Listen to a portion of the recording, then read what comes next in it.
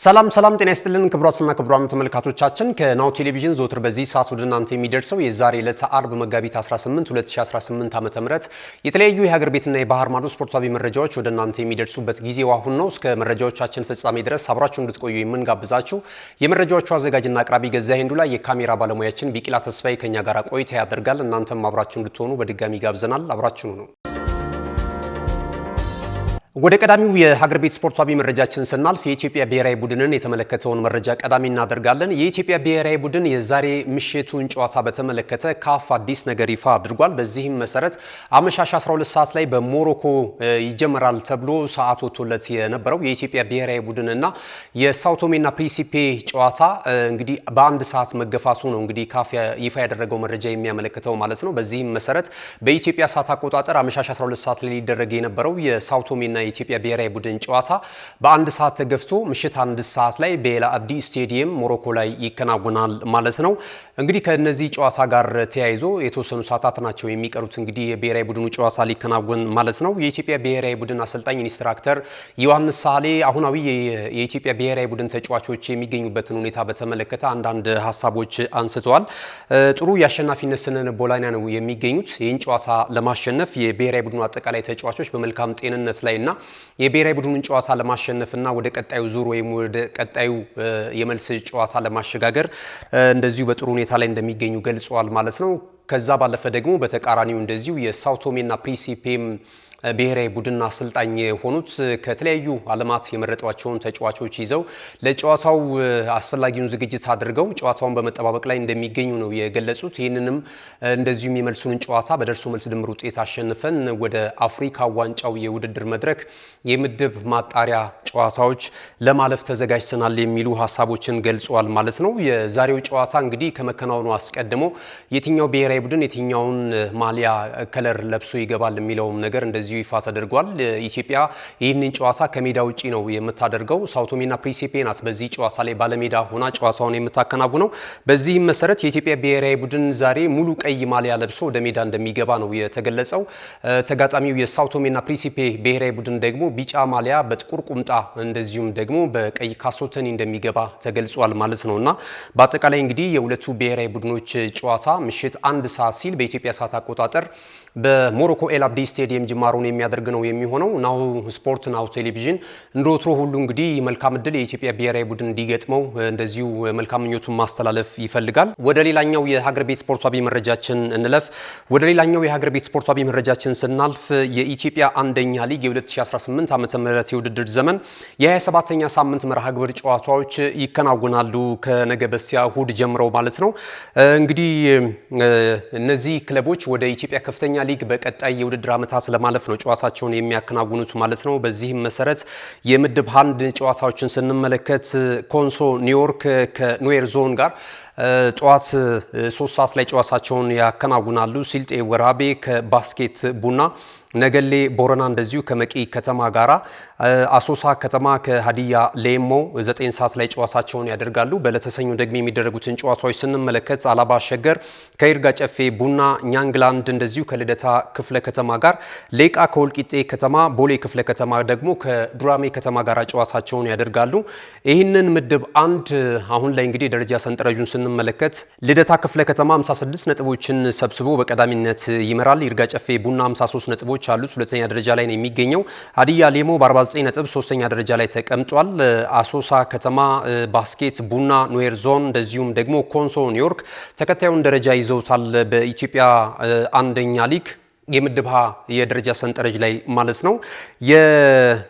ምድብ 2ን ወይም የምድብ ለን ስንመለከት ደግሞ እንደዚሁ በተመሳሳይ ከዕለተ እሁድ ጀምረው በአላባ ስቴዲየም ነው ጨዋታዎቹ የሚደረጉት ማለት ነው። ሮቤ ከተማ ከፉሪ ክፍለ ከተማ ጋራ ጠዋት 3 ሰዓት ላይ ጨዋታቸውን ያከናውናሉ። እንደዚሁ ኦለታ ከተማ ከቡታጀራ ከተማ ጋራ፣ ኤልታክስ ከጊንጪ ከተማ ጋራ፣ ኦማ ሻንጋ ደግሞ እንደዚሁ ከአክሱም ከተማ ጋራ ጨዋታቸውን ያደርጋሉ። አሳሳ ከተማ ከአረካ ከተማ፣ ደንቢ ዶሎ እንደዚሁ ከመልካ ኖኖ ጋር ጨዋታቸውን ሲያደርጉ፣ ሾኔ ከተማ ደግሞ ከአዲስ ከቴ ጋራ እንደዚሁ የሚገናኙ ነው የሚሆነው። በምድብ ለ የኢትዮጵያ አንደኛ ሊግ መርሃ ግብሮች ይህን ነው የሚመስሉት። የምድብ ለ ወይም ደግሞ የምድብ 2ን የደረጃ ሰንጠረዥ ስንመለከት ኦማሻንጋ 46 ነጥቦችን ሰብስቦ የሊጉን የደረጃ ሰንጠረዥ በቀዳሚነት እየመራ ይገኛል። ፉሪ ክፍለ ከተማ 42 ነጥቦች አሉት። በዚህም መሰረት ሁለተኛ ደረጃ ላይ ተቀምጧል። መልካኖኖ በ40 ነጥብ ሶስተኛ ደረጃ ላይ የሚገኝ ሲሆን ወለታ ከተማ እንደዚሁም ቡታጀራ ከተማና ኦሜርላ ተከታዩን ደረጃ ይዘውታል ማለት ነው። የከፍተኛ ጎል አስቆጣሪነቱን ትራክ በሁለቱም ምድብ ስንመለከት አብዲ አየለ 16 ግቦችን ከመረብ በማሳረፍ እንደዚሁም በተመሳሳይ መስፍን አየለ ተመሳሳይ 16 ግቦች አስቆጥሯል። እስካሁን ባለው የኢትዮጵያ አንደኛ ሊግ ውድድር ላይ ማለት ነው ከቦሌ ክፍለ ከተማ እነዚህ ተጫዋቾች አንደኛና ሁለተኛ ሆነው ይመራሉ በተመሳሳይ ግብ በማግባት ማለት ነው። ሌላኛው ደግሞ ለዊኞል ከፍሪ ክፍለ ከተማ 13 ግቦች አሉት። በተመሳሳይ የአዲያ ሌሞ የፊት መስመር አጥቂ ደግሞ እንደዚሁ ዮሴፍ ዋሲሮ ደግሞ በተመሳሳይ እንደዚሁ 13 ግቦችን ከመረብ አሳርፏል። የኢትዮጵያ አንደኛ ሊግ የምድብ ሀና የምድብ ለጨዋታዎችን በተመለከተ ያሰናዳነው መረጃ ይህንን ነው የሚመስለው። በጥቅሉ እንግዲህ የሀገር ቤት ስፖርታዊ መረጃዎቻችን ይህንን ይመስላሉ። ክቡራትና ክቡራን ተመልካቾቻችን ስንመለስ መልእክቶችን ተከታትለን ሌሎች የባህር ማዶ ስፖርታዊ መረጃዎችን ደግሞ ወደ እናንተ የምናደርስ ነው የሚሆነው። አሁንም ቆይታችሁን ከናሁ ቴሌቪዥን ጋር እያደረጋችሁ ናሁ ስፖርትን የዕለተ ዓርብ መሰናዷችንን እየተከታተላችሁ ስላላችሁ እጅግ በጣም እናመሰግናለን። መልእክቶቹን ተከታትለን እንመለስ። አብራችሁ ነው። እነሆ የምስራች! የ10 አየር መንገድ የበረራ ትኬት ለውድ ደንበኞቹ በተቀላጠፈና አስተማማኝ በሆነ መንገድ እያቀረበ ያለው። በዚህም በደንበኞቹ የተመሰገነው ጉዞጎ አሁን ደግሞ ተደራሽነቱን በማስፋት ተጨማሪ ባንኮችን በማካተት ለውድ ደንበኞቹ የበለጠ አስተማማኝ ለመሆን ችሏል። የጉዞጎን አፕሊኬሽን ከአፕ ስቶር ወይም ከፕላይ ስቶር በማውረድ የመነሻና የመድረሻ ከተማዎትን መርጠው ዋጋ አወዳድረው የሀገር ውስጥም ሆነ ዓለም አቀፍ በረራ ማድረግ ካሰቡ የበረራ ትኬቶን ክፍያ በአቅራቢያው በሚገኙ ባንኮች አንድም በአካል በመሄድ ወይም በኦንላይን የክፍያ አማራጮች ክፍያዎትን በመፈጸም የበረራ ትኬቶን በእጅ ያስገቡ። ከዚህም በተጨማሪ እንደ ሁሉ ጊዜው ወደ ጉዞጎ የጥሪ ማዕከላችን 7473 በመደወል ከሙሉ የበረራ መረጃ ጋር የ24 ሰዓት የትኬት አገልግሎት ማግኘት እንደሚችሉ ስናበስሮ በታላቅ ደስታ ነው። ለበረራዎ ጉዞጎ።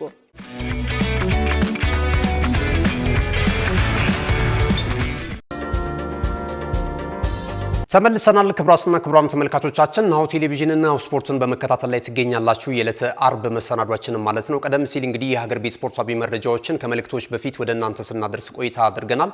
ከዚህ ሰዓት ጀምረን ደግሞ ከባህር ማዶ የተገኙ ስፖርታዊ መረጃዎችን ወደ እናንተ እያደረስን ቆይታ የምናደርግ ነው የሚሆነው። አብራችሁን ስላላችሁ በድጋሚ እናመሰግናለን። አጫጭር ስፖርታዊ መረጃዎችን ወደ እናንተ እናደርስ። አሰልጣኝ ኤርገን ክሎፕ የቀድሞ የሊቨርፑል የቦሩሻ ዶርትሙንድ አሰልጣኝ እንደዚሁም ደግሞ ሌሎች ክለቦችን ደግሞ በቅርቡ በማማከር ደግሞ ስራ ላይ እንደነበሩ እናስታውሳለን። ከሊቨርፑል እንደዚሁ በስምምነት ከተለያዩ በኋላ ማለት ነውና አሁንም እንግዲህ ብዙ ክለቦች የሚመኟቸው አይነት አሰልጣኞች ናቸውና በተለይ ደግሞ በአውሮፓ ትልልቅ ክለቦች አሰልጣኝ የሚፈልጉበት ሁኔታ ላይ ነው የሚገኘውና ከአንዳንድ ክለቦች ጋር አሁንም ስማቸው በስፋት እየተያያዘ ይገኛል። እኚህ ጀርመናዊ አሰልጣኝ እንግዲህ በቀጣይ የትኛውን ክለብ ይረከባሉ የሚለው ነገር ይጠበቃል። ይህ በእንዲህ እንዳለ ግን መሐመድ ሳላን አስመልክተው በቅርቡ ከሊቨርፑል መልቀቁን አስመልክተው የሊቨርፑልን ዋና ሰው ተብሎ ከሚጠሩ የፊት መስመር ተጫዋቾች መካከል የሆነውን ይህንን ግብፃዊን ኢንተርናሽናል የመሐመድ ሳላን የእግር ኳስ ክህሎት በተመለከተ ሀሳብ ሰጥቷል። ለቀጣዩ ለሚያርፍበት ክለብ ቆይታው ሁሉ መልካም ነገር እመኛለሁ። በሊቨርፑል ቤት የነበረው አጫዋት የነበረው እንቅስቃሴ የነበረው አበርክቶ እጅግ በጣም የሚረሳ አይደለም። በተለይ ደግሞ ከክለቡ ደጋፊዎች ጋር ጥሩ ቁርኝት ነበረው። ከአሰልጣኝ ስታፍ አባላት ጋር እጅግ በጣም ሁልጊዜም ስለመሻሻል ስለመጫወትና ክለቡን የሚያስቀድም ተጫዋች ነበረ የሚል ምስክርነታቸውን ሰጥቷል። በቀጣይም ባለው የእግር ኳስ ህይወት በቀሪው የእግር ኳስ ህይወት የተሻለ ነገር ሊያስመዘግብ ይችላል ብዬ ገምታለሁኝ። ለዚህም የሚያስችል አቅም አለውና ሊቨርፑል ደጋፊያን መቼም የሚረሱት ተጫዋች አይደለም። የእንግሊዝ ፕሪሚየር ሊግም አብዝቶ ከሚናፍቃቸው ተጫዋቾች መካከል አንደኛው ነው። አይደለም ለክለቡ ደጋፊዎች፣ ለእንግሊዝ ፕሪሚየር ሊግ ተከታታዮች ሁሉ ትልቅ ጉድለትን ከሚያመጡ ተጫዋቾች መካከል አንደኛው ነውና መሐመድ ሳላ እጅግ በጣም ሊቨርፑልን እያሰለጠንኩ ባለውበት ሰዓት ላይ በስራቸው ትጋት ከሚያረኩኝ ተጫዋቾች መካከል አንደኛው መሐመድ ሳላ ነው የሚል አስተያየታቸውን ሰጥተዋል ማለት ነው። እንግዲህ ከዚህ ቀደም የተለያዩ የዋንጫ ክብሮችን ማሳካታቸው የሚታወስ ነው ሁለቱ ሰዎች ማለት ነው። አሰልጣኝ ኤርገን ክሎፕ እንደዚሁም ደግሞ በተጫዋችነት ደግሞ መሐመድ ሳላ ማለት ነው። በተለይ የፊት መስመሩን እሳቸው ያጣመሩበትን እንቅስቃሴ ማስተዋወስ ይቻላል። ከ30 ዓመታት በኋላ የእንግሊዝ ፕሪሚየር ሊግን የዋንጫ ክብር ያሳኩበትን ሂደት የነ ሮበርት ፈርሚኒዮ እንደዚሁም ሳዲዮ ማኔና የራሱ መሐመድ ሳላ የተጣመሩበት የፊት መስመሩ ከአውሮፓ አስፈሪው የሚባልበትና ውጤታማ የነበረበትን እንቅስቃሴ ማስተዋወስ ይቻላልና እነዚህን እንቅስቃሴዎች እንግዲህ ወደ ኋላ ተመልሰው ከመሐመድ ሳላ ብቃትና በርክቶ ጋር በተያያዘ ኤርገን ክሎፕ ለዚህ ግብጻዊ ኢንተርናሽናል ያላቸውን አድናቆትና ወደፊትም ትልልቅ ክብሮች በግሉም ከክለቡ ጋር ከማረፊያው ክለብ ጋርም የሚያሳካበት እድል አለ ብለው ነው የሚያስቡት ማለት ነው እሳቸውና እንግዲህ የእሳቸውን ሀሳብ በተመለከተ ቀጣይም እንግዲህ ስለ ቀጣይ ማረፊያቸው ወደፊት እንመለከታለን ብለዋል። ኦፊሻሊ ያሉት ነገር የለም። ቀጣይ ማረፊያቸውን በተመለከተ ከሪያል ማድሪድ ጋር ስማቸው ይያያዛል፣ ዳግም ወደ ሊቨርፑልም ሊመጡ ይችላሉ የሚል መረጃዎችም ይወጣሉ። ሌሎችም ክለቦች በጣም አጥብቀው ከሚፈልጓቸው አሰልጣኞች መካከል አንደኛው ናቸውና አሁን ያለ ስራ ነው የሚገኙት። ከቀድሞ የስራ ኃላፊነታቸውን ራሳቸውን አግለው ነው እየተመለከትን የምንገኘው ማለት ነውና ቀጣይ መዳረሻቸው የት ሊሆን ይችላል ይጠበቃል። ሌሎችን መረጃዎች ስንመለከት እንደዚሁ ኢንተር ሚያሚን እግር ኳስ ክለብ እናገኛለን። የሜጀር ሊጉን ሶከር ማለት ነው። እንግዲህ የቀድሞ የማንቸስተር ዩናይትድ፣ የሪያል ማድሪድ፣ የእንግሊዝ ብሔራዊ ቡድን ተጫዋች ከፍተኛ ባለድርሻ ሆኖ አሁን ላይ ክለቡን እየመራ የሚገኘው ዴቪድ ቤካም ነው። ትልልቅ የአውሮፓ የምናውቃቸውን ተጫዋቾች በተለይ ሪታየር ያደረጉ ተጫዋቾችን ወደዛ ወደ ሜጀር ሊግ ሶከር በማምጣት በአሜሪካ እግር ኳስ እንዲነቃቃ እያደረጉ ካሉ የቀድሞ እግር ኳሰኞች መካከል እና ባለሀብቶች መካከል አንደኛው ዴቪድ ቤካም ነውና አሁን ደግሞ መሐመድ ሳላን ለመውሰድ ፍላጎት ማሳየቱ እየተገለጸ ነው የሚገኘው። ሶስቱን ተጫዋቾች በተለይ ከዚህ ቀደም በተለያየ ሊግ ላይ የምናውቃቸውን በተለያየ ብሔራዊ ቡድን የምናውቃቸውን ተጫዋቾች እያመጣ ነው የሚገኘውና ብዙ የእግር ኳሱ ቤተሰብ ደግሞ ከሌሎች የስፖርት አይነቶች ባልተናነሰ ሁኔታ አሁን እምብዛም ትኩረት ለማይሰጠው እግር ኳስ የበለጠ እየተሳበና ሊጉ ተወዳጅ እንዲሆን ሜጀር ሊግ ሶከር ተወዳጅ እንዲሆን ትልልቅ ተጫዋቾችን እያመጣ ይገኛልና ቀጣዩ መሐመድ ሳላ ሊሆን ይችላል። እንደነ ሱዋሬዝ እና ሊዮኔል አንድሬስ ሜሲ ጋራ ከፊት መስመር ለማጫወት ፍላጎት አለው እየተባለ ነው የሚገኘው። የተወሰኑ እንቅስቃሴዎችም እንደተጀመረ እየተነገረ ነው የሚገኘውና በተለይ ከወደ አሜሪካ የሚወጡ መረጃዎች ይህን እየጠቆሙ ይገኛሉ። ኢንተር ሚያሚ እንግዲህ ቀጣይ ምናልባት መሐመድ ሳላን ያስፈርመዋል አያስፈርመውም የሚለው ነገር ተጠባቂ ሆኗል። ምክንያቱም የሳውዲ ፕሮ ሊግ ታላላቅ ክለቦችም እንደዚሁ የተጫዋቹን ፊርማ ለማግኘት የተለያዩ አማራጮችን እያቀረቡለት ነው የሚገኘው ማለት ነው እና ሌላ አብዮት በሳውዲ ፕሮ ሊግ ከክርስቲያኖ ሮናልዶ ቀጥሎ ደግሞ ሊጉ የበለጠ እንዲወደድና የበለጠ ፉክክር እንዲኖረው የሳውዲ ፕሮ ሊግ ክለቦችም ሊያስፈርሙት ይችላሉ መሐመድ ሳላን የሚሉ መረጃዎችም እየወጡ ነው የሚገኙት ማለት ነውና ወዴት የሚያመራ ይመስላችኋል? ተጫዋቹ በቀረው የእግር ኳስ ህይወቱስ ወዴትኛው ሊግ ቢያመራ የበለጠ ስኬታማ ሊሆን ይችላል የሚለውን ነገር እስኪ እናንተን ሐሳብ ልሰነዝሩልን ትችላላችሁ። ሌላኛው የማርከስ ራሽፎርድን ጉዳይ እናገኛለን። ማርከስ ራሽፎርድ እንግዲህ ንብረትነቱ የማንቸስተር ዩናይትድ እንደሆነ ይታወቃል። በቀጣይ ግን በቋሚነት ተጫዋቹን ለማስፈረም እንደዚሁ የተለያዩ ክለቦች እንቅስቃሴ በማድረግ ላይ ነው የሚገኙት። አሁን ላይ በውሰት ለካታሎናው ክለብ ባርሴሎና በመጫወት ላይ ነው የሚገኘው። ባርሴሎናም ይህንን የውሰት ውል ወደ 35 ሚሊዮን ፓውንድ ከፍ በማድረግ የውል ኮንትራቱን በቋሚነት ለማስፈረም ፍላጎት አለው ተብሏል። ነገር ግን ደግሞ ሌሎችም አማራጮችን እያየ እንደሆነ ነው እየተነገረ የሚገኘው። ከዚህ ቀደም የነ ጁሊያን አልቫሬዝም ጉዳይ አብሮ ሲነሳ የነበረበትን አጋጣሚ ማስተዋወስ እንችላለን። ሃሪኬንም እንደዚሁ ሲባል ነበረ ከቡንደስሊጋው ክለብ ባየር ሙኒክ ባርሴሎና ይህንን ተጫዋች ለማስፈረም ፍላጎት አለው የሚሉ መረጃዎች እንደዚሁ ሲወጡ እንደነበረ እናስታውሳለንና የትኛውን ተጫዋች ይወስዳል? አሁን ደግሞ ራሽፎርድ አለ። ከራሽፎርድ ጋር እንግዲህ አነጻጽረው ይሻለናል የሚሉትን ተጫዋች ለማስፈረም ስራዎች እየሰሩ እንዳሉ እየተነገረ ነው የሚገኘው። ሌላ ግን የእንግሊዝ ፕሪሚየር ሊግ አሁን ክሪስታል ፓላስም በዚህ የማርከስ ራሽፎርድ ዝውውር ላይ እጁን ስለማስገባቱ እየተገለጸ ነው የሚገኘው ማለት ነው። ማንቸስተር ዩናይትድ ከ35 እስከ 40 ሚሊዮን ፓውንድ ድረስ ይፈልጋል ተብሏል። ነገር ግን ደግሞ ክሪስታል ፓላሶች ምናልባት ማርከስ ራሽፎርድ ፈቃደኛ የሚሆን ከሆነ አሊያም ደግሞ ማንቸስተር ዩናይትድ እስከ 30 ሚሊዮን ፓውንድ ድረስ የተጫዋቹን ዋጋ ዝቅ የሚያደርግ ከሆነ ንስሮቹ ይህን ተጫዋች ለማስፈረም ፍላጎት አላቸው ተብሏል። ይህንን ተጫዋች ማለት ነው። ወደ ሌሎች መረጃዎቻችን በቀጥታ የምናልፍ ይሆናል።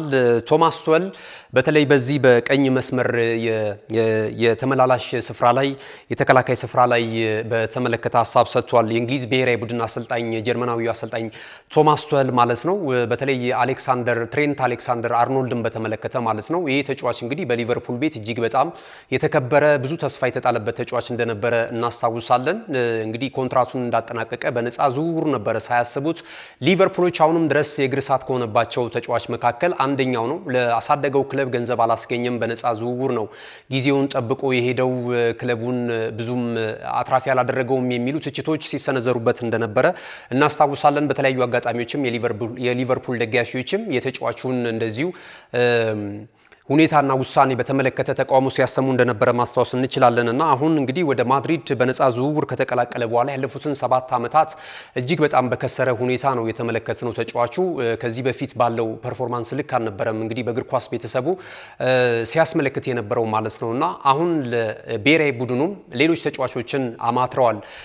ከዚህ ቀደም እንግዲህ በተለያዩ ጉዳዮች ከብሔራዊ ቡድኑ ውጪ የነበረውን የአርሰናሉን የቀኝ መስመር የተከላካይ ስፍራ ተጫዋቹን ቤን ዋይትን ጠርተውታል። ከዛም ባለፈ ሌሎችንም ተጫዋቾች በ26 እዚህ ቦታ ላይ ማበላለጥ እንደሚፈልጉ ነው። ስለዚህ እንግዲህ አሰልጣኝ ቶማስ ቱኸል ከትሬንት አሌክሳንደር አርኖልድ ባሻገር ሌሎችን ተጫዋቾች ለመመልከት በዓለም ዋንጫውን ፍላጎት እንዳላቸው እየተነገረ ነው የሚገኘው ማለት ነውና እዚህ ቦታ ላይ የእንግሊዝ ብሔራዊ ቡድን ወይም እንግሊዝ ብዙ አማራጮች አሏት። የግድ እሱን ተጫዋች ግልጋሎት የምንፈልግበት አስገዳጅ ሁኔታ የለም አሁን ባለው ሁኔታ የሚል ሀሳብ ሰጥቷል ማለት ነው አሰልጣኝ ቶማስ ቱኸል። ሌላ የመጨረሻ መረጃ የምናደርገው ደግሞ የጉዳት መረጃ ነው። የባርሰሎናው የፊት መስመር አጥቂ ብራዚላዊ ኢንተርናሽናል ራፊና ጉዳት አጋጥሞታል። ትላንት ምሽት እንግዲህ ከተከናወኑ የወዳጅነት ጨዋታዎች መካከል አንደኛው የብራዚልና የፈረንሳይ ጨዋታ ነበረ። በጨዋታው እንቅስቃሴም እንግዲህ እንደምናስታውሰው የፈረንሳይ ብሔራዊ ቡድን 2-1 በሆነ ውጤት ብራዚልን ማሸነፍ ችሏል። ከ14 ዓመታት በኋላ ነው የፈረንሳይ ብሔራዊ ቡድን ይህንን ገድል ብራዚል ብሔራዊ ቡድን ላይ እንደዚሁ መጎናጸፍ የቻለው ማለት ነውና በጨዋታው እንቅስቃሴ እንግዲህ በመጀመሪያው ግማሽ 45 አካባቢ ጉዳት አስተናግዶ ተቀይሮ ለመውጣት ተገዷል። ይሄ ተጫዋች ራፊና እንግዲህ ለሚቀጥሉት ቀናት ወይም ሳምንታት ዘለግ ላሉ ሳምንታቶች በቀኝ እግሩ ላይ ነው ጉዳት ያስተናገደው።